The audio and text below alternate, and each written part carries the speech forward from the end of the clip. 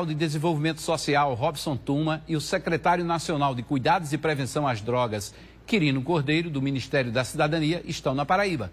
Eles estão conhecendo experiências sobre tratamentos terapêuticos para dependentes químicos. Aqui no estúdio, a gente recebe, a partir de agora, o secretário Quirino Cordeiro. Boa tarde, seja bem-vindo. Boa tarde, Hermes.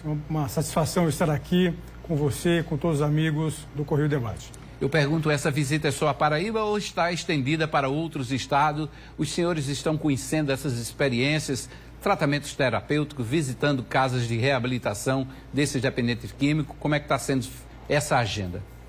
Nós temos viajado Brasil afora. Semana passada estivemos em Manaus, no Amazonas. Estamos aqui hoje, aqui no estado da Paraíba, fazendo várias visitas para entidades que trabalham na área de recuperação de pessoas com dependência química. Ontem mesmo estivemos em uma comunidade terapêutica localizada em Santa Rita, com a terapêutica Abrace. Mais à tarde estivemos em Alhandra, visitando 2 unidades com a terapêutica Fazenda da Esperança. À noite estivemos no Conde, visitando com a terapêutica Missão Resgate. Estivemos também visitando a Fundação Cidade Viva, ou seja, temos buscado conhecer as experiências exitosas aqui no estado da Paraíba de recuperação de pessoas que apresentam dependência química. Nós, do governo federal, temos trabalhado para ampliar as nossas parcerias com essas entidades. Só para que os amigos que estão nos acompanhando possam ter um dado, em 2018 o governo federal financiava cerca de 2.000 vagas para o tratamento gratuito de pessoas com dependência química nessas entidades, nas comunidades terapêuticas, que são casas de recuperação de dependentes químicos. Nós ampliamos o financiamento público federal, chegamos no final do ano passado, Hermes, a um financiamento de cerca de 17.500 vagas, ou seja, nós saltamos de pouco mais de 2.000 para 17.500 vagas. Hoje financiamos vagas em todos os estados brasileiros, inclusive aqui na Paraíba, são cerca de 700 comunidades terapêuticas financiadas pelo governo federal. Então nós temos buscado essas parcerias para que nós, do governo federal, juntamente com a sociedade, possamos enfrentar cada vez mais esse cenário devastador que as drogas têm causado no Brasil nesses últimos anos. O senhor é psiquiatra por formação, né? Como é que o senhor tem visto a visão de psiquiatra dessa mudança do tratamento, desse perfil do tratamento aos dependentes químicos ao longo aí dessa última década? O que nós temos buscado fazer, Hermes, nessa atual política do governo federal, do enfrentamento às drogas, do cuidado às pessoas com dependência química, é ofertar uma rede ampla de cuidado para as pessoas que infelizmente se enveredaram pelo uso das drogas. Nós temos buscado fortalecer o tratamento tanto de base comunitária, apoiando, por exemplo, ambulatórios de saúde mental, que ajudam as pessoas que apresentam quadros clínicos mais leves a entrarem no seu processo de recuperação, mas nós também temos aportado recursos para outros serviços que precisam compor essa rede de cuidado. Pessoas que apresentam quadros clínicos mais graves, que apresentam sucessivas recaídas em relação ao uso das drogas, precisam, por exemplo, de internações em períodos mais longos de tempo. E as comunidades terapêuticas entram muito bem para ajudar essas pessoas. Nós também precisamos ter hospitais para receberem pessoas que apresentam quadros clínicos mais graves, às vezes comorbidade com quadros psiquiátricos. Sabemos que, infelizmente, o uso de drogas podem desencadear transtornos mentais, como quadros psicóticos, como esquizofrenia, podem desencadear transtornos de ansiedade, transtornos do humor grave, como depressão, o que pode desembocar, por exemplo, num risco de suicídio aumentado. Então, pessoas que apresentam quadros clínicos mais graves de dependência química, em geral, com comorbidade, aparecendo junto outros quadros clínicos, essas pessoas, quando se colocam em risco ou colocam outras pessoas em risco, precisam ser hospitalizadas, precisam de hospitais. Inclusive, nessa visita, Hermes, que eu estou fazendo aqui na Paraíba, amanhã eu estarei em Campina Grande, visitando a clínica psiquiátrica Dr. Maia, que tem parceria com o SUS e que tem trabalhado conosco também, ajudando nesse processo de cuidado das pessoas com dependência química lá, pessoas com quadros clínicos mais graves. Enfim, o nosso objetivo, então, é criar uma rede de atenção que ajude as pessoas com quadros clínicos mais leves, pessoas com quadros clínicos intermediários, até quadros clínicos mais graves, mas sempre buscando ofertar o cuidado de acordo com a real necessidade das pessoas. Quando a gente fala em dependente químico, o telespectador que está em casa sabe disso, Que quando a gente fala nesse quadro de praticamente de uma pandemia, de uma endemia, né, de dependentes químicos no Brasil, a gente lembra sempre a figura da Cracolândia, lá em São Paulo. E o governo paulista, por várias vezes, tentou fazer a chamada internação compulsória, quer dizer, levar a pessoa à casa de recuperação à força mesmo, para que ela se trate. Isso dá certo na sua avaliação? A internação compulsória é uma arma a ser utilizada, uma arma no bom sentido, a ser utilizada para forçar a pessoa a um tratamento?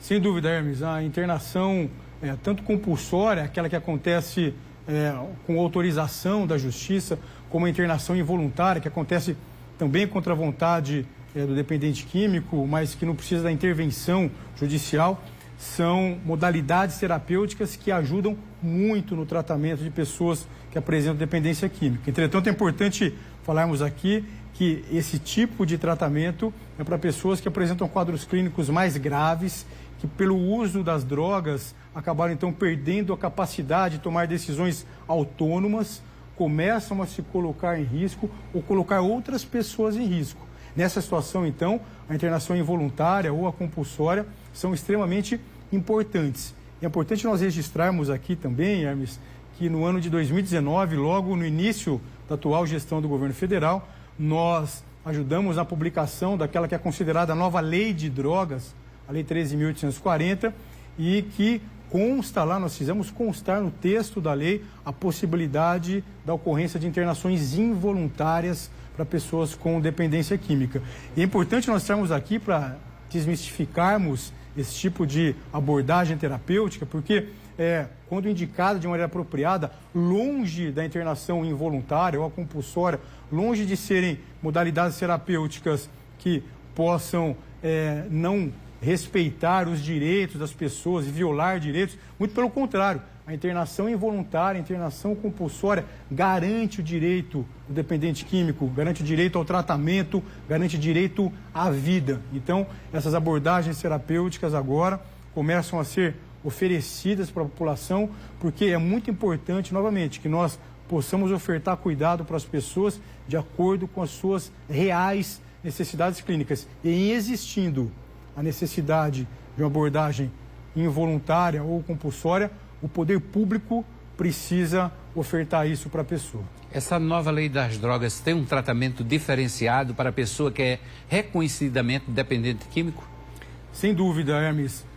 No início da atual gestão do governo federal, do presidente Bolsonaro, em 2019, por conta dos graves desafios que nós tínhamos no campo das drogas, nós publicamos a nova política nacional sobre drogas, foi publicada por meio de um decreto do presidente Bolsonaro, e naquele mesmo ano nós trabalhamos para a publicação da nova lei de drogas. São duas novas normativas que se alinham entre si, Hermes, e buscam dar novos direcionamentos para o enfrentamento às drogas. Na verdade, nas mais variadas frentes. Na área, por exemplo, de repressão, essas novas normativas colocam que o poder público precisa utilizar ações mais duras, mais contundentes no enfrentamento às drogas. Nós temos feito isso.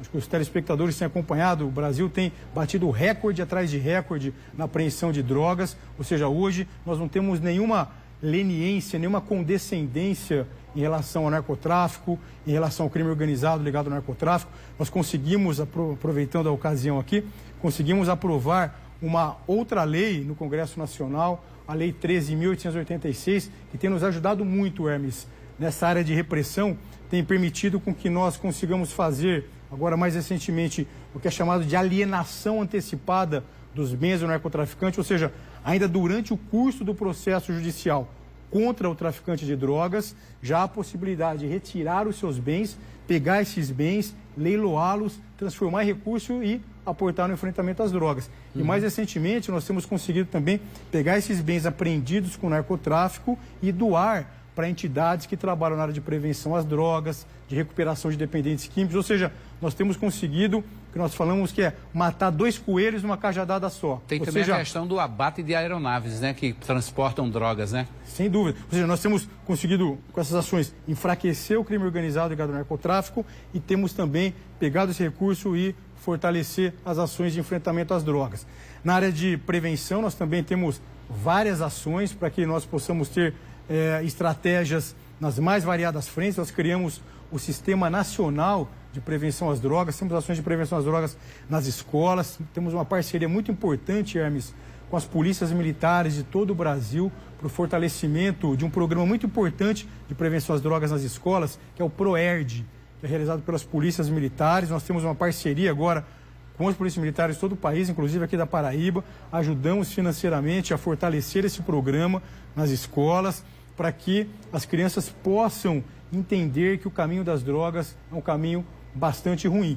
E na área de tratamento e recuperação de dependentes químicos, como já conversamos, nós temos ampliado as estratégias de cuidado para que as pessoas que infelizmente se enveredaram pelo mundo das drogas possam receber por parte do poder público oferta de cuidado de acordo com as suas reais necessidades. E com isso, então, com estratégias mais duras na repressão ao narcotráfico, ao crime organizado ligado ao narcotráfico, ações mais efetivas na prevenção às drogas, nas mais variadas frentes, e também no tratamento e recuperação de dependentes químicos, o nosso objetivo é que nós consigamos mudar os indicadores muito ruins que o Brasil vinha tendo no cenário das drogas nesses últimos muitos anos, por conta de políticas públicas equivocadas que o Brasil vinha tendo.